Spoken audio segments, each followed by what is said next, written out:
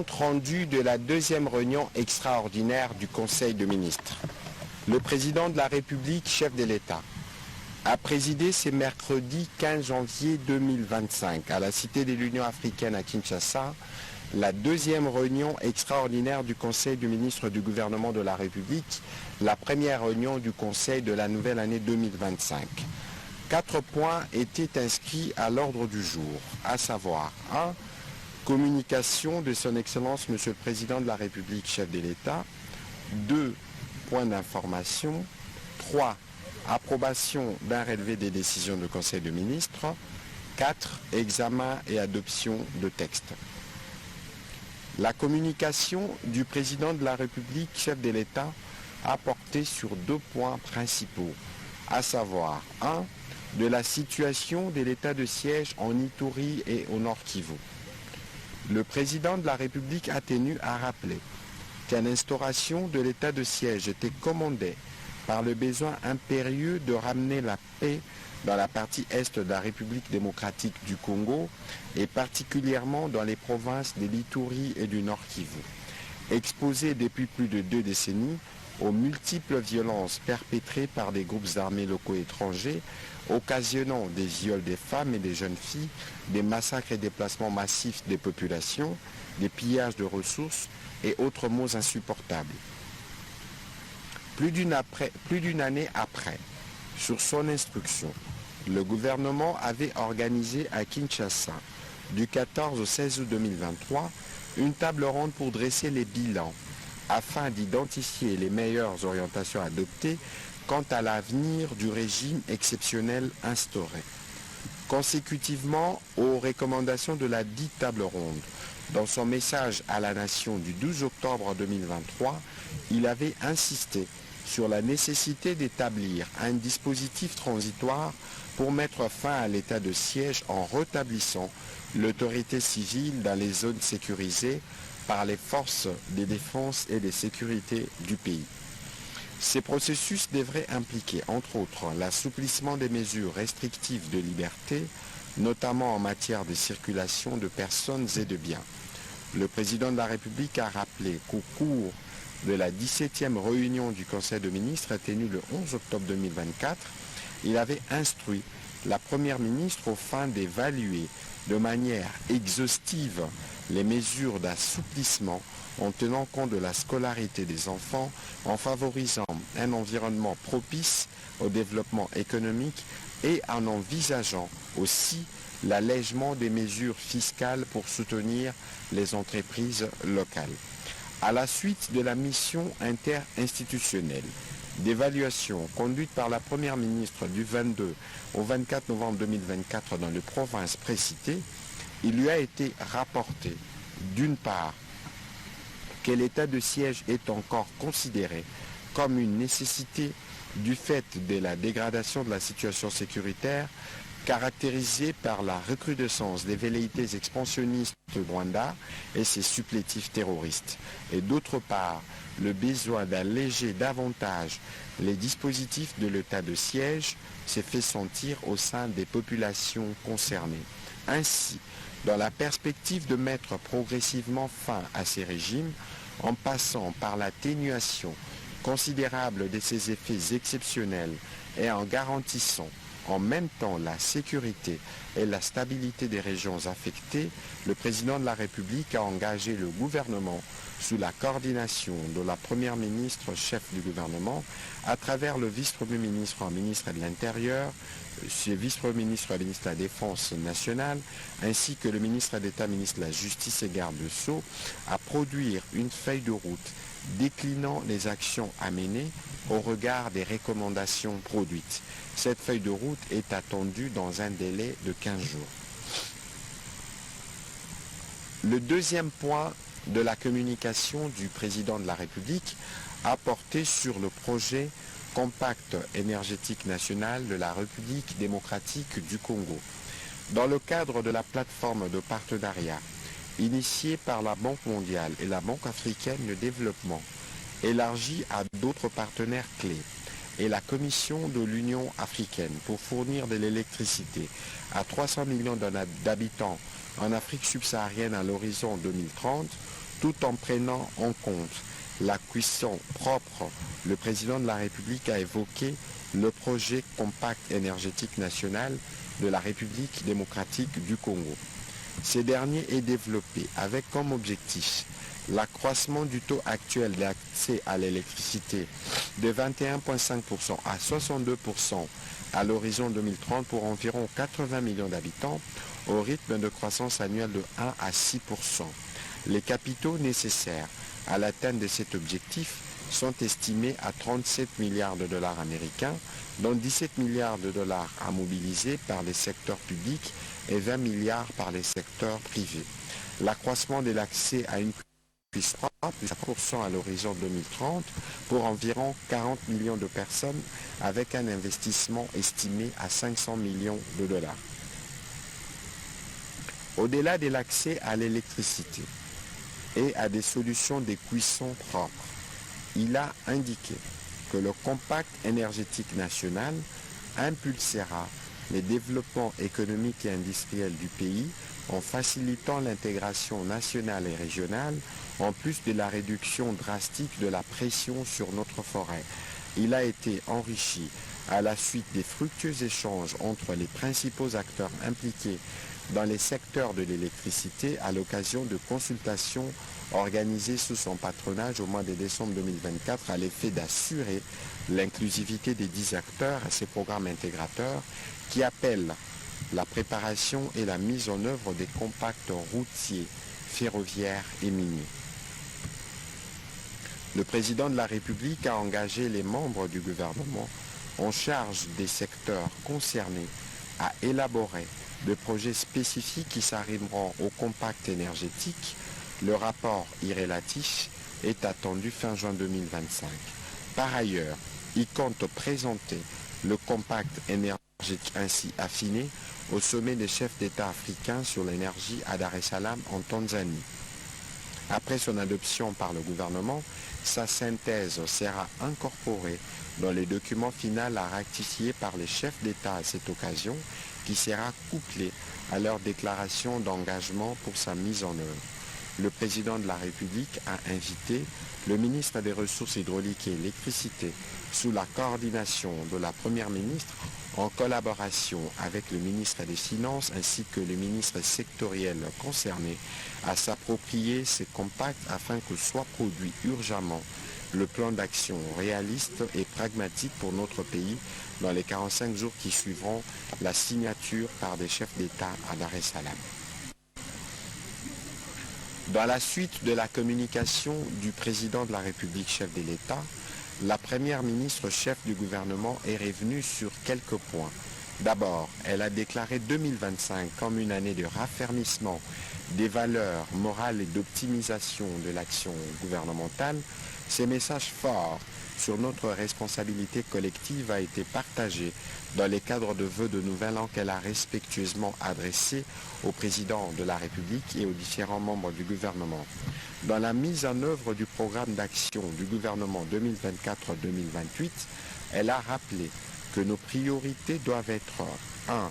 La promotion de la culture du résultat et de la performance. 2. L'utilisation judicieuse de nos ressources financières en veillant à la transparence et à l'intégrité pour bâtir la confiance du public. 3. Les respects scrupuleux des principes éthiques et déontologiques qui guident notre gouvernance. Elle a rappelé que notre ambition est de redonner à notre pays par sa grandeur en prenant l'excellence et en mettant notre expertise au service de la nation. Réitérons notre engagement sur cette voie pour un gouvernement éthique, performant et véritablement au service de la nation et de notre peuple. Elle a aussi rappelé la nécessité pour tous les membres du gouvernement d'être redevables. Ensuite, la Première ministre a évoqué la nécessité d'évaluer les engagements pris lors de différentes commissions paritaires organisées dans la perspective de la préservation de la paix sociale, telle que l'a toujours souhaité le président de la République. Pour rappel, les commissions paritaires ont produit, à la suite d'un processus républicain d'échange et de discussions, des protocoles d'accord avec des engagements qui font actuellement l'objet d'un traitement spécifique au niveau du ministère concerné, notamment les ministères en charge de la fonction publique, du budget, de l'éducation nationale, des finances, de l'enseignement supérieur et universitaire, de la recherche scientifique, de la santé publique, de l'emploi et du travail. Dans les mêmes élans républicains et patriotiques, le gouvernement salue la décision prise le mardi 14 janvier 2024 par le banc syndical de la santé publique de suspendre la grève entamée depuis la fin de l'année dernière sur l'ensemble du pays. Une décision prise à la lumière des efforts du gouvernement qui atténue ses engagements, notamment en ce qui concerne l'évolution positive de la paye complémentaire de médecins et plus largement qui montre sa volonté de rencontrer l'ensemble des revendications de professionnels de la santé de notre pays. La Première ministre envisage la convocation d'une réunion de mise à jour sur les enjeux de la rentrée sociale pour évaluer les revendications exprimées par les différents bas syndicaux et leur niveau actuel de prise en charge et d'exécution par le gouvernement. Enfin, elle a terminé son intervention par informer le membre du gouvernement du renforcement de la gouvernance par les respects stricts des procédures de la chaîne de la dépense à la suite de la publication le 8 janvier 2025 au journal officiel de l'arrêté interministériel numéro 110/État/Budget 2024 et CAB-Finance 2024-123 du 20 décembre 2024 portant manuel révisé à titre transitoire des procédures et du circuit de la dépense en République démocratique du Congo qui désormais encadre tous les processus d'exécution des dépenses publiques par les gestionnaires des crédits. L'application de cet arrêté interministériel, a-t-elle rappelé, vise la parfaite maîtrise de la programmation et l'exécution des dépenses publiques en rapport avec les instruments budgétaires qui constituent le plan d'engagement budgétaire et les plans de trésorerie, cela étant l'un des fondamentaux de la stabilité du cadre macroéconomique. La Première ministre a invité le ministre d'État, ministre du Budget et les ministres des Finances à lui soumettre avant le prochain Conseil des ministres les termes de référence d'un séminaire gouvernemental qui sera organisé dans un bref délai pour une compréhension commune du dit arrêté interministériel et pour une meilleure vulgarisation auprès de l'ensemble des gestionnaires de crédit. Au deuxième chapitre du Conseil des ministres de ce jour, relatif au point d'information, point 1, État et administration du territoire. Le vice-premier ministre, ministre de l'Intérieur, décentralisation affaires coutumières, a présenté au Conseil le rapport sur l'État et l'administration du territoire national. L'état d'esprit de la population demeure globalement calme, a été marqué cette année par la satisfaction de la majorité de l'opinion sur le comportement affiché par les forces armées qui multiplient les exploits sur les différentes lignes de front contre l'ennemi. La désapprobation totale et générale de propos du président rwandais lors de son point de presse tenu récemment à Kigali concernant la situation sécuritaire dans la partie est du pays où ses troupes sont engagées dans une agression contre la RDC. La désapprobation de la population suite aux déclarations de certains acteurs politiques qui enflamment l'opinion nationale avec des propos de nature à briser la cohésion nationale nécessaire en ce moment où le pays fait face à une agression extérieure. Sur un autre chapitre, le vice-premier ministre, ministre de l'Intérieur, a fait le point du dossier des sujets chinois arrêtés en possession illégale des lingots d'or et d'une somme importante d'argent à monnaie étrangère dans la province du Sud Kivu. Au terme de l'instruction judiciaire ouverte à ces sujets, les prévenus ont été principalement condamnés à 7 ans de servitude pénale, au paiement de 600 000 $ américains d'amende et à une interdiction de séjourner en République démocratique du Congo. Tout ceci pour des infractions de séjour irrégulier, d'achat illicite et de détention illégale des substances minérales. Le vice-premier ministre, ministre de l'Intérieur, a dans les chapitres de la criminalité du banditisme urbain informé le Conseil de la poursuite de l'opération Nobo qui se déroule bien à la grande satisfaction de nos populations. avec le concours du ministère de la Justice et Garde des Sceaux, une série d'audiences foraines a été organisée et qui a permis l'arrestation et la condamnation de plusieurs Koulouna passés devant leur juge naturel. Le vice-premier ministre de la Défense a complété le vice-premier ministre de l'Intérieur en revenant spécifiquement sur la situation opérationnelle sur toutes les lignes de front dans la partie est de la République démocratique du Congo, où il est encore revenu sur la vaillance et la bravoure de nos forces armées de la République démocratique du Congo qui opposent des répliques énergiques et qui se sont soldées par la récupération de plusieurs localités d'importance stratégique et des pertes en vies humaines dans les rangs des militaires de l'armée rwandaise. Et leur contre-offensive se poursuit sans désemparer. Dans les Nord Kivu, il a aussi informé que plusieurs terroristes du M23 RDF ont été neutralisés par les forces armées de la République démocratique du Congo dans la localité de Ndeluma en territoire de Lubero. Entre les 7 et les 12 janvier, nos vaillants militaires ont réussi à reconquérir après d'âpres combats la cité de Lourdes. En territoire de Massissi et Walikale, les forces armées de la République démocratique du Congo continuent leur action avec détermination pour empêcher l'ennemi, malgré ses renforts en armes et en matériel venus du Rwanda, d'atteindre son objectif d'expansion.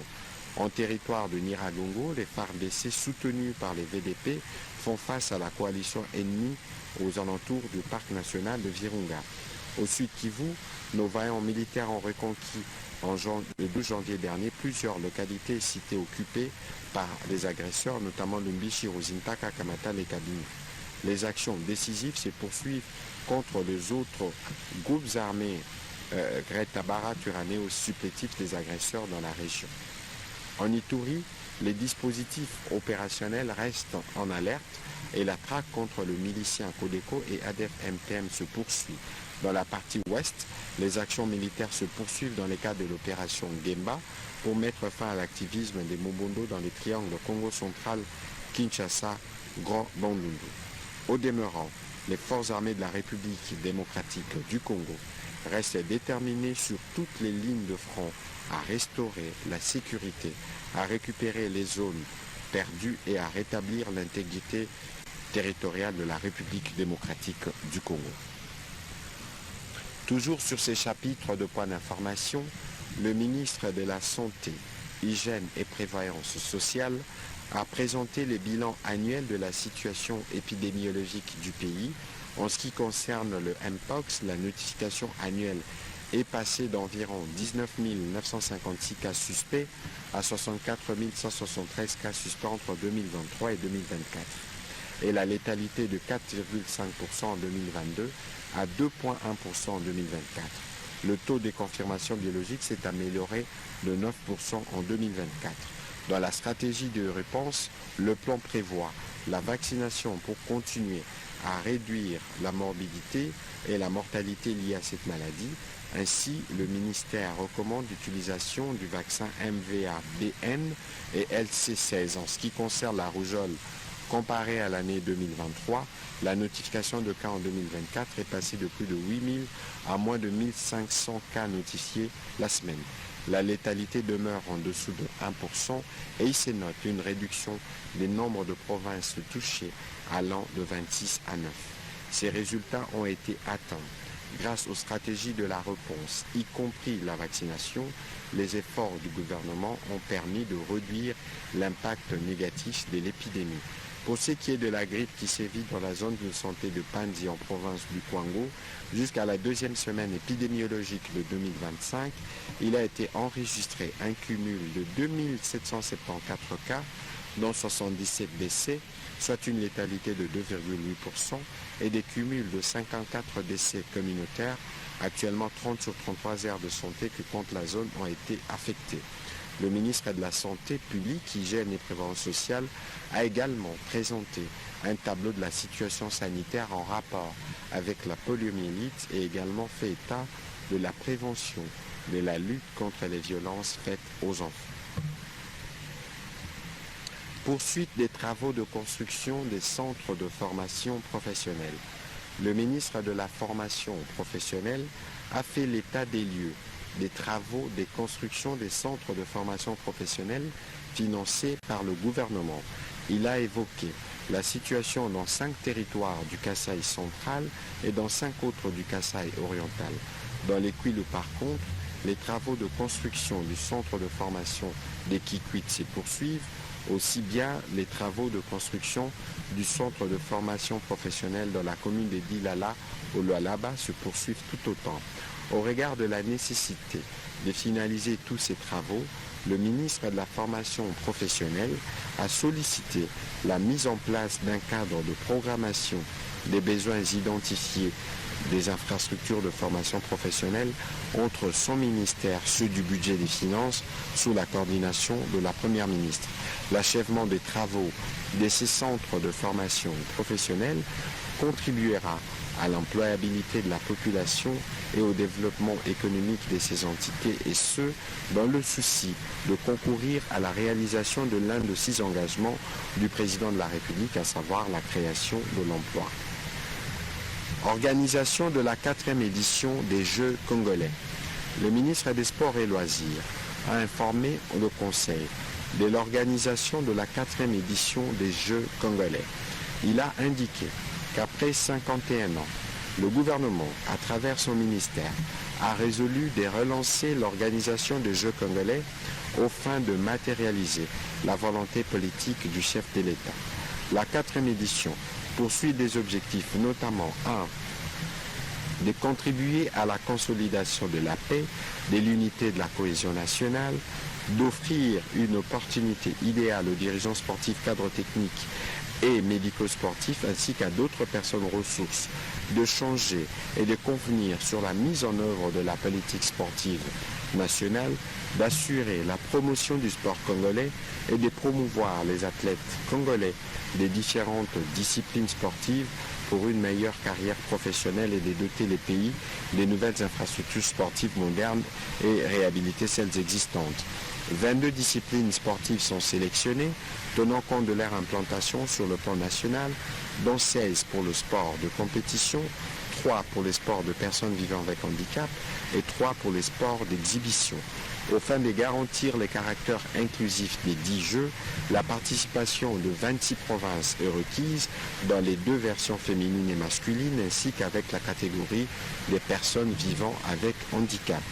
Pour y participer, les provinces devront souscrire aux disciplines sportives inscrites au programme des Jeux et régulièrement pratiquées dans leur circonscription territoriale sous les contrôles respectifs des chefs des divisions provinciales des sports et loisirs, des ligues provinciales, des ententes et autres cercles sportifs.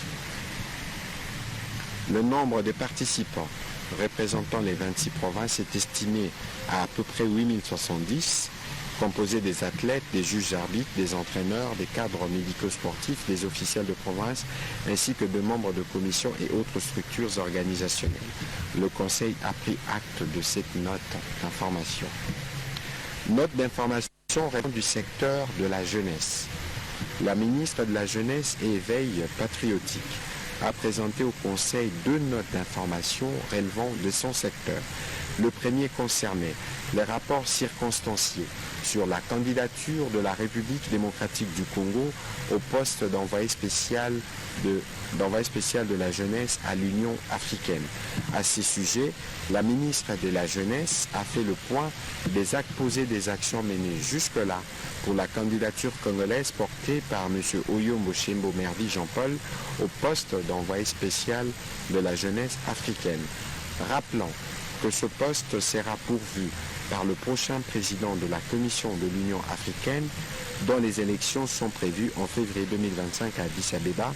Elle a décliné la stratégie mise en place à l'échelle nationale et internationale afin de garantir la nomination du précité à ces postes clés. Ainsi, il pourra de la République démocratique du Congo porter la voix des jeunes Africains. Le deuxième point a concerné l'Assemblée générale extraordinaire élective des membres du Conseil national de la jeunesse. C'est conformément aux prescrits de textes légaux et réglementaires en la matière.